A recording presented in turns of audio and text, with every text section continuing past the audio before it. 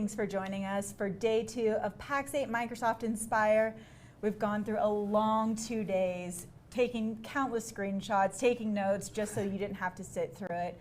Wanted to welcome Philip back with us. How are you doing? Good to be here again. I know, it's been a crazy 2 days, hasn't it? It's been non-stop. Have you had much sleep? Yeah, we don't need sleep during Inspire. Yeah, we just keep going. I love it. All right, we've gone through a ton of stuff. Yeah. But I think that's something, and I'm going to dive right in because something really resonated that Judson was talking about.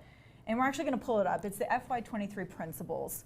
So let's just kind of go through these because as Judson went through, he talked about remaining customer obsessed, regional skill at scale, focus on growth and share, digital first, and finally simplify and optimize.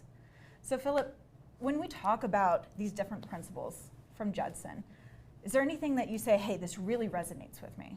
Oh yeah, and everybody at Pax8 too, right? Customer obsessed. It's great to see that people are finally catching up with us, right? You know, our number one value at Pax8 is to advocate. Distribution is broken and the MSP is underserved, so we stand in the gap for them all the time. So I think having Microsoft switching up their game to be even more customer obsessed is surely going to help us serve the MSP better, and the MSP in turn serve their customers, their verticals in a better and more effective way. It's great, great news. And when I really think about it, I'm saying, you know, we're helping our partners achieve more. And I think it goes directly into that Pax8 Microsoft mission statement. And when I think about that last one that Judson's talking about, the simplify and optimize, it's been a rough year. We've had a lot of changes, a lot of disruption. And at the end of the day, I think that Pax8, we really just want to be here to decode and say, hey, we're standing here, we're here to advocate, and we're here to kind of see you through those changes, right?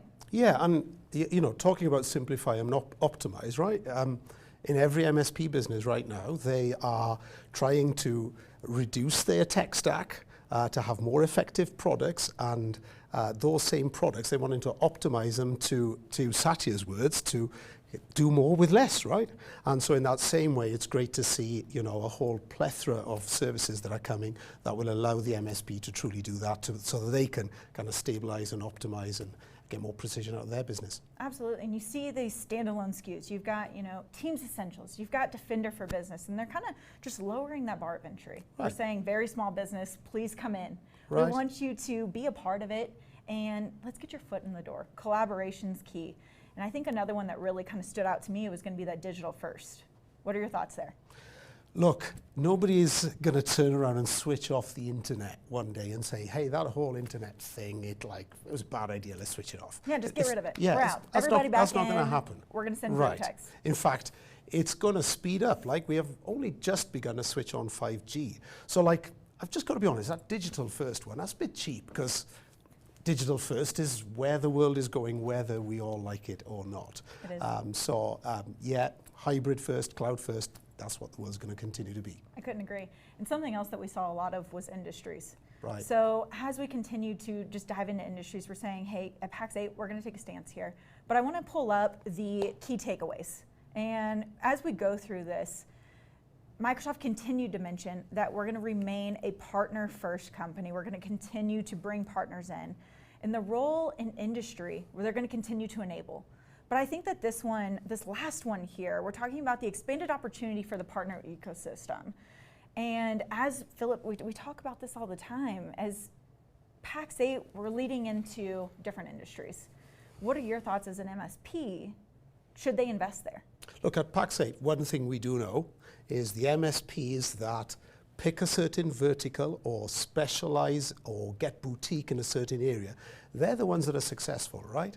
So all across North America, or for my context leading in EMEA, I could take you to places that are in Copenhagen or London and introduce you to MSPs that would pick, say, accountancy or law or manufacturing as a particular area. So one of the things I was encouraged to see from the presentation today is the focus on non-profit, okay?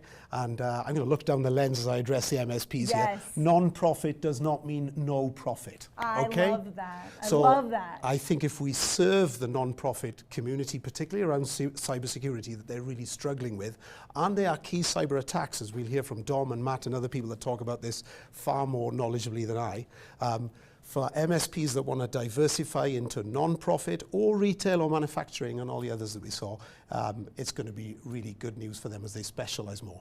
And you know what? Here at Pax8, we've made that investment to say, nonprofit, we have TSI specialists. We have people that are really willing to dive in and say, let's make sure that you have everything you need at a free cost, no cost, low cost, whatever that is to meet them. And they can make money that way. Right, absolutely. I love that. So as we go into it, we saw a lot of stuff from manufacturing, from retail. When you're looking at your region, what should we expect to see? I think we're going to see a lot more through that specialization. I think we're going to see a lot more M&A in the MSP space. I think that's going to happen where these MSPs that specialize in particular areas will kind of work together in partnership, and maybe we'll even merge together as they grow. We're seeing a lot of services in so many verticals. Even Cole Knuth was referencing some HR services that you saw today with different companies that are looking to, launch an MSP or a tech division. So that's what I think we're going to continue to see, not just in our region, but I think that's in North America, Canada, and every other region where you can buy Pax8 today, right? I agree, and we see a ton of stuff happening in manufacturing, and they're really making that investment to say, we're seeing the shift, and we're reading the signs, and we're saying, hey, I think it's time to really make sure that, not only Pax8, but let's have our partners start to invest there too, because I think it's going to bring wild success there.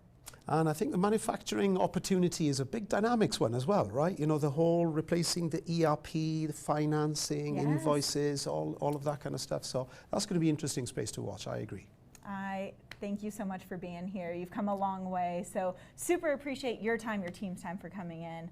But we've had so much fun here at Inspire, so I want to make sure that we really kind of highlight what are we looking at for memes, because we've posted these all over social media. So let's bring up the first one.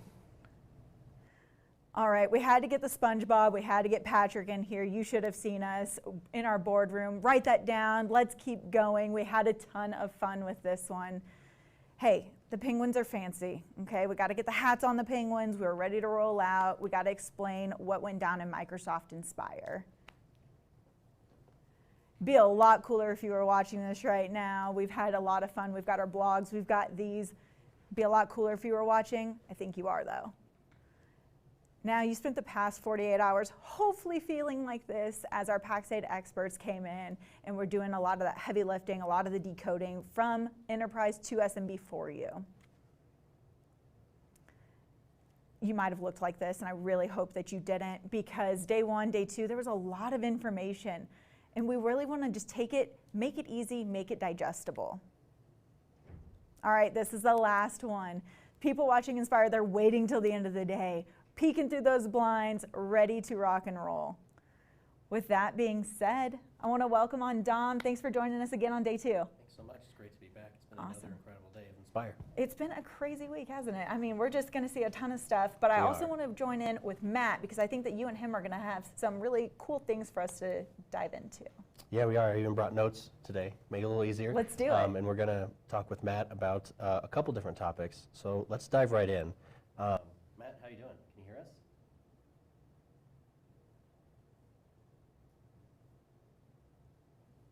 We having a technical blip? I don't know if we can hear Matt. Oh, we're almost there. We're almost there. We're going to get him We're on doing here. it live. It's always live. You know, that's how it goes. While we work on that, Matt will chime in as soon as he can. Matt, are you there? There's Matt. Yeah. We're good to go. Always something when we're doing it live is totally fine. They really are. Yeah, absolutely. Well, Matt, it's been an incredible 2 days of Inspire, and there's a couple key takeaways that I pulled out of Inspire Day 2 today that I kind of wanted to just bounce off of you and see where it goes from there. So the first big topic was hybrid cloud, and that's something that's near and dear to my heart because I've been working with hybrid and multi-cloud for quite some time throughout my career. And there's a couple key points I wrote down here. But first, we saw this really interesting story from a Microsoft partner named Kyndryl, and they really specialize in that larger enterprise sort of Fortune 100 space. But as they were presenting, we realized that a lot of what they're doing translates right down to our partner base and our end customer base that all of our partners are serving.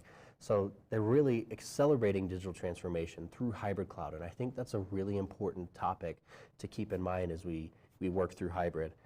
So what my opinion is rather is I think hybrid cloud and maybe even multi-cloud, depending on the customer, is essential to the customer's transformation journey. What's your thought on that? Yeah, I mean, everybody starts somewhere in their digital transformation, right, Dom? In the sense that, hybrid cloud or multi-cloud can be massively essential to your customer's digital transformation journey to meet this digital perseverance we're going to talk about, and to meet this change in digital first strategies that Microsoft talks about. And, a lot of this understanding of knowing where you are, be humble and transparent, and then walk down that journey towards what you see as the vision of the future. And that talks into having to have hybrid methodology that allows you to, methodically move to the cloud at a pace that works, perfectly for you and for everyone in the business, right? And then also we have this conversation of, you might also have multiple different cloud offerings depending on whether you're a code producing entity, whether you're just a small to mid-sized business that's consuming other people's code.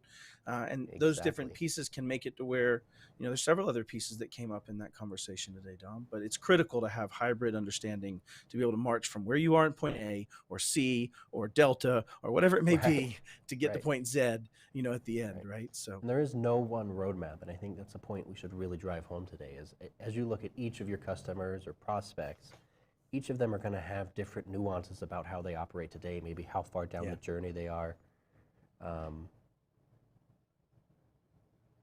And that's critical, right? To see on down that journey when you also bring that into the lens of a security journey.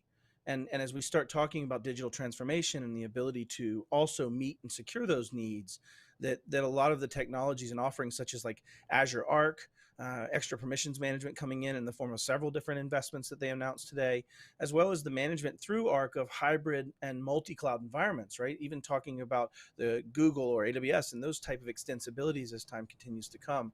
And so I think it was a very good call out to say that hybrid cloud and cloud in general and multi-cloud are going to be parts of your map going forward from a security as well as from a competitive productivity capability as a company in your own digital transformation. Yeah, 100%. I think there are times that separating that workload is critical. I want to make sure you guys can hear me. It sounds like there may have been an issue. Can you guys hear me okay? Perfect.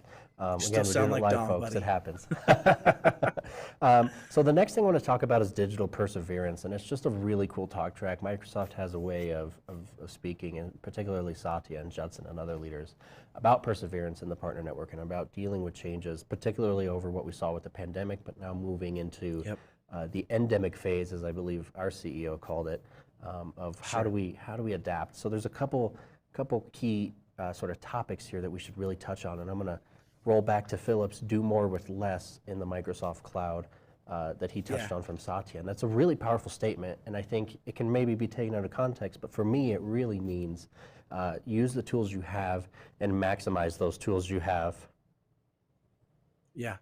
What's great about that is when you talk about this, do more with less, that could be do more with less, comma, surface area, do more with less, comma, attack surface, do more with less, comma, tools and things to spin and write different processes on and different methodologies of protection. So, do more with less has this first kind of like effort saving kind of endeavor, right? From a business perspective, a monetary perspective.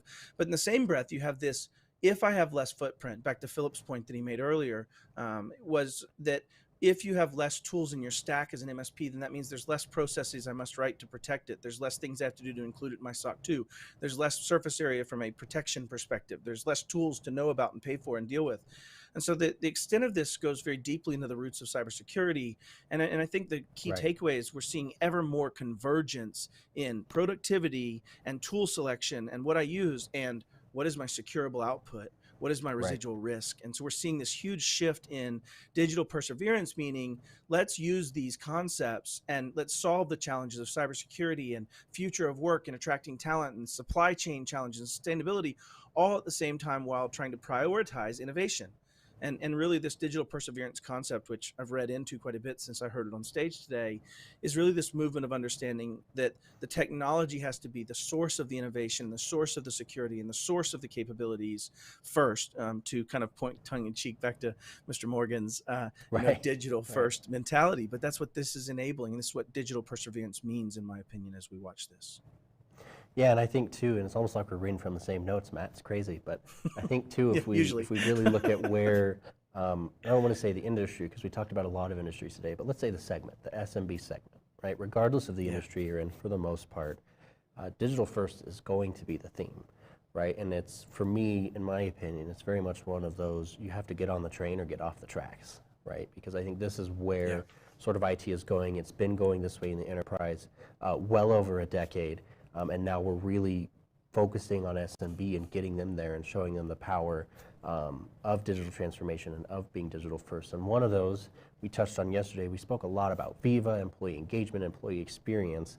And one of the quotes I'll paraphrase out of that is, in today's talent landscape, employers have a responsibility to make an employee's work worth it. And that's a very powerful statement. I think that's a huge paradigm shift from where we were 2 or 3 years ago when we think about the Great Resignation across several different industries. That's really a showing of the fact that employees are looking for a different experience. And one of the cool things is that we can use technology and digital transformation to really drive that experience and make our customers competitive employers.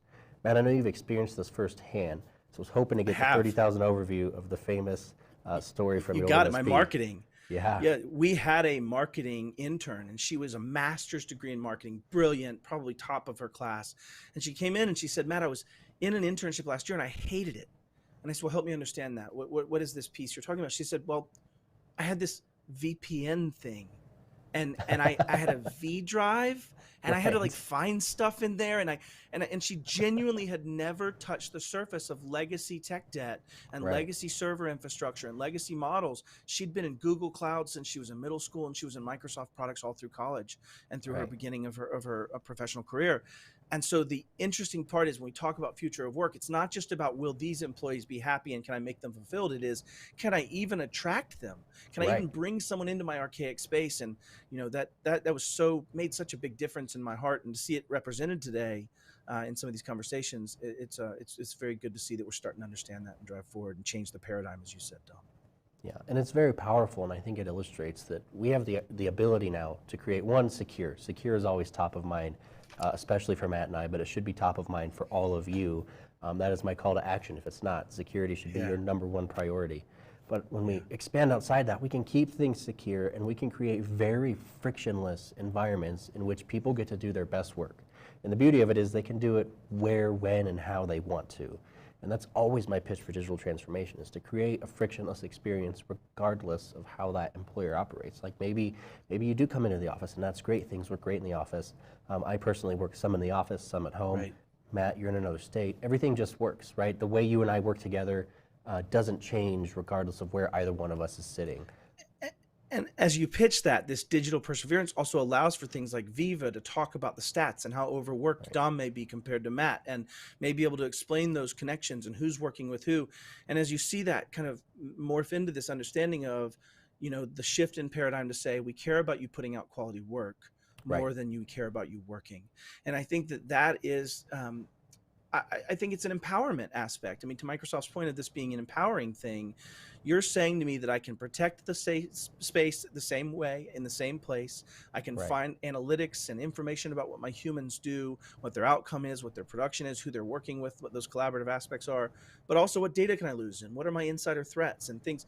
That's all now coming into one plane of management with one normalized view. And you and I have been preaching this for a couple of years, but we're starting to see digital perseverance and digital transformation, without the buzz histrionics, being the building blocks for awesome productivity and deep relationships with clients and partners, as well as the ability to secure that in a more repeatable and scalable way. And Pax8 just wants to be here to help educate along that line and provide those capabilities and connection points to fill it more. Absolutely, and that's why we're here.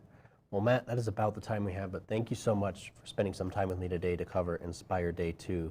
Now, while we were speaking, Kristen did some magic and she has appeared in the PAX8 official Inspire War Room. Rob, can we cut She over is there one and see to do what's going on? magic.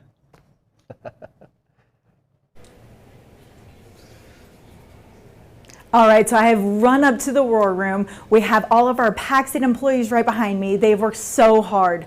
Thank you for joining us. Now, it's time to celebrate, guys. This is it!